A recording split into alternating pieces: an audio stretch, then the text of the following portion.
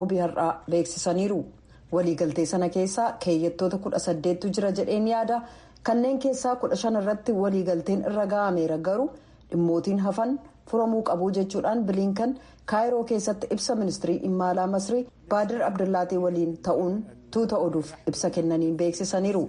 Abdullaatiin gama nama afaan hiikuutiin tuuta oduuf ibsa kennaniin caamsaa 27 waliigaltee lola dhaabiinsaa irra ga'ameef fooyya'insa adoolessa 2 tolfameef cicha guutuu qabaachuusaa Hamaas mirkaneesseera jedhan. Roobii har'aa Bilinkaniif Abdullaatiin Gaazaaf Sudaan keessatti barbaachisummaa ariifachiisaa kan lola dhaabiinsaa ilaalchisuun mari'ataniiru. Kaayiroo keessatti immoo Bilinkan pirezidaantii Masrii Abdul Fattah El-Sisii waliin marii geggeessanii jiran. Baatileedhaaf aangawoota Yuunaayitid Isteetsi Masriif Qaataar waliin mariin jaarsummaa geggeessame Israa'eliif Hamaasiif waliigaltee mijatu argamsiisuu hin dandeenye. Mariin sun lolli akka dhaabatu akkasumas Gaazaa keessatti namoonni hidhattoota Hamaasiin eeggatamanii jiran akka gadhiisaman ka jedhu irratti kafuulleeffate ture. Aangawoonni wuxneen fooyyeffame yeroo dhiyootti dhiyaata jedhanis Yuunaayitid Isteetsi yeroonsaa yoom akka ta'e hin ibsine. Akka ministiriin dhimma alaa Yuunaayitid Isteetsitti Yuunaayitid Isteetsi Israa'eliif Hamaasiin waliigaltee xumuraatti geessuu mala ka jedhu qabiyyee wuxnee ilaalchisee biyyoota naannoo keessumaa Masriif Qaataar waliin wal arguu itti fufti. Kamisa borii Bilinkan ministeerota dhimma alaa Faransaay, Xaaliyaaniif Biriteen waliin dhimmootii giddugaleessa bahaaf Yuukireen ilaalchisee mari'achuuf Kaayiroorraa Paarisitti imaluuf jiran. Innaa gamas turanittis pireezidaantii Imaanu'eel Maakiroon waliin wal arguuf jiru. Gama biraan tokkummaa mootummootaatti jilli Faalisxiin wuxnee weerara Israa'el ilaalchisuun dhiyaate irratti sagalee kennamuuf mariin akka geggeessamu gaafatan.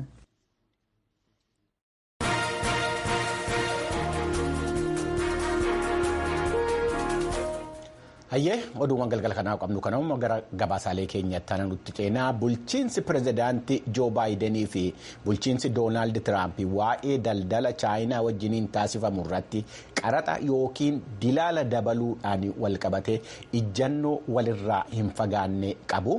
Pirezidaantummaa itti aanuu fi kaadhimamtoonni dorgomaa jiranus oomishaalee chaayinaa irraa galan irratti waa'ee dilaala kaa'uu fi warshaa Yuunaayitid Isteetsi humneessuu irratti akka dubbachaa jiranu himu xiinxaltoonni. Lolli daldalaa kun miidhaa inni fayyadamtoota irratti ga'u ilaalchisuudhaan gabaasa Elsaabeexlii VOA'dhaaf qopheessite Jaallannee Gammadaa akka taanutti nutti himti. Meeshaan bilbilaa yookaan qillisamu kan qaama biskileetii chaayinaa keessatti hojjetame kun gatiinsaa $6. Yoo yaadi taarifa dabaluu jedhu kan kaadhimamaan pireezidaantii riippaabilikaanotaa Doonaald Tiraamp dhiyeessan dhugaa ta'e garuu gara $9.60 baasuuf deema. We're doing tariffs on other countries. Other countries are going to finally, after 75 years, pay us back for all that we've done for the world. Biyyoota biroo irratti taarifa muruuf hojjechaa jirra. Biyyoonni biroon waggoota 75 booda dhumarratti waan addunyaaf hojjenne hundaaf nuuf kaffaluuf jiru. Taarifni yookaan dilaalli kun waan tokko tokko keessatti guddaa ta'a. Kana jechuunis oomishaaleen chaayinaatti hojjetaman karoora Tiraamp jalatti taarifa hanga 60% baasuuf jiru. Akkasumas biyyoota biroo hundarratti taarifa hanga harka 20 hojiirra akka oolchan Tiraamp dubbatan. Tiraampiif kaadhimamtuun pireezidaantii paartii Deemokiraatotaa Kamala Harris lamaan isaaniiyyuu hojii jiran gara Yuunaayitid Isteetsiif deebisuu akka barbaadan dubbatu. A policy about China should be in making sure the United States of America wins the competition for the 21st century. Imaammanni waa'ee chaayinaa kun Ameerikaan dorgommii jaarraa 21ffaa akka injifattu mirkaneessuu keessatti ta'uu qaba. Dilaala galtee irraa argamu harka caalaan kan yeroo pireezidaantummaa Tiraamp hojiirra oole bulchiinsi Baayidenis hojiirra oolcheera. Ji'a caamsaa keessa Baayiden konkolaataa elektiriikiin hojjetu kan chaayinaa galchuuf dilaala harka 100 gochuu dabalatee meeshaalee chaayinaa irraa galfaman kanneen $18 biliyoona tilmaamamu irratti dabalii taarifaa akka taasifamu beeksisaniiru. Bulchiinsi Baayiden akka jedhutti taarifni isaa caalaatti tarsiimoo qabeessa kan industirii adda addaa irratti xiyyeeffate akka ta'ee fi gibirri galtee Tiraamp mala bal'aa kan fudhatu maatii Ameerikaa jireenya sadarkaa giddugaleessaa waggaatti $4,000 dabalataan akka baasisu dubbata. Tilmaamni biroon immoo naannoo doolaara 2,000 gidduu ta'aa jedha. Tiraamp akka jedhanitti fayyadamtootarra dhiibbaan ga'u hin jiru.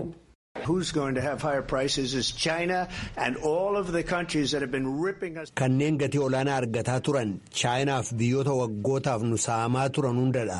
Garuu gibira yookaan dilaala galtee harka caalaa isaa kan kaffalan daldaltoota chaayinaa mitii jedhu ogeessi waa'ee caasaa dhiyeessii Christopher Tang.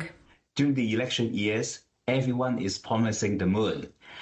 But the truth of the matter is that baroota filannoon geggeeffamu hundinuu waadaa gochuu hin dandeenye seena. Taarifni yookaan galiin galtee irraa argamu dhaabbilee Ameerikaatiin kan kaffalamu ta'uusaati. Kanaafuu televezyiiniin chaayinaatti hojjetamee gara Yuunaayitid Isteetsitti galfame bakka daldala Ameerikaa Costco irraa bitameef gibira galtee kan kafalu Costcoodhaa jedhan Tang. when companies is facing high import tariffs, there are two buttons to push. One is pass the high import costs to the consumers. Dhaabbileen yeroo taarifni yookaan dilaalli galii olaanaan isaan mudatu waan lama godhu. Tokko baasii gatii olaanaa fayyadamtootaaf dabarsu.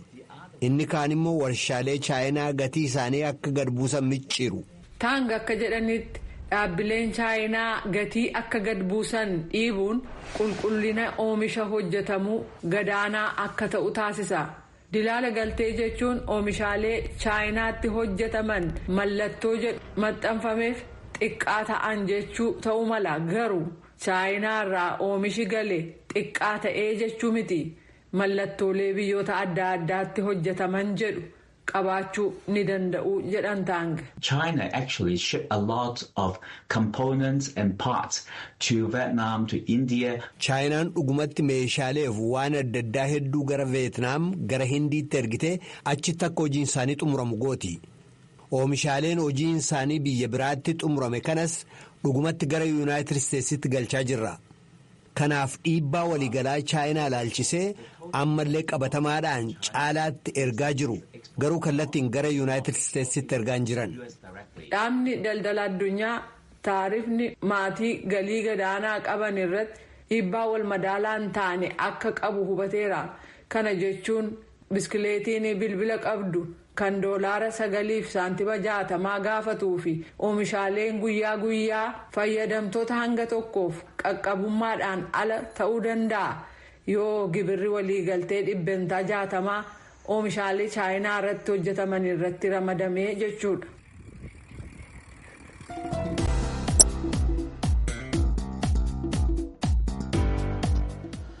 Hayyee kan hordofaa jirtan sagalee Ameerikaa sagantaa afaan Oromooti. Amma immoo gara qophii torbanitti darbina dirree dimookiraasiiti.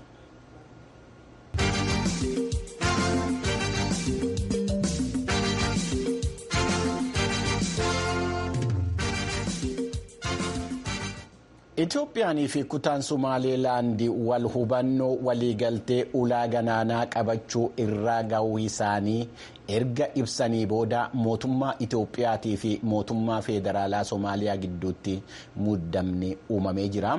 Dhimmichi biyyoottan lamman irra darbuudhaanis biyyoottan biroo kan akka Masirii naannoo sanatti harkisee jira. Dhimma kanarratti gama Itoophiyaatii fi gama mootummaa Somaaliyaa irraa namoottan haasofsiifnee jirra. Gama Itoophiyaatiin miseensa paarlamaa Itoophiyaa kan ta'an Dr. Diimaa Nugoo waliin kan marii taasise kan haasa'e Mitikkuu Fiqaaduuti. Gama Soomaaliyaatiin immoo dhimma wal fakkaataadhuma kanarratti miseensa paarlamaa mootummaa federaalaa Soomaaliyaa kan ta'an Mursaal Kahaalii fi sagalee Ameerikaatti dubbatanii jiru. Waasaa namoottan kana walitti qabuudhaan gabaasa qopheessine kana qabna. Qaawwaan dippiloomaasii mootummaa Soomaaliyaatii fi mootummaa Itoophiyaa gidduutti uumame eessaa ka'e? Eessaa rakkoon kan jiru? Gaaffii jedhuu fi deebii Dr. Diimaan kennanirraa jalqabuudhaan waan namoottan kun dhimma kanarratti dubbatan isiniif dhiyeessina waliin caqasnu. Rakkoon kan jiru amma Somaaliilaandii fi Somaaliyaa gidduudha. Biyyi Somaalee kan ijaarame Somaaliyaa fi Somaaliilaand irraati. Somaaliyaan bulchiinsa Xaaliyaanii jala turte.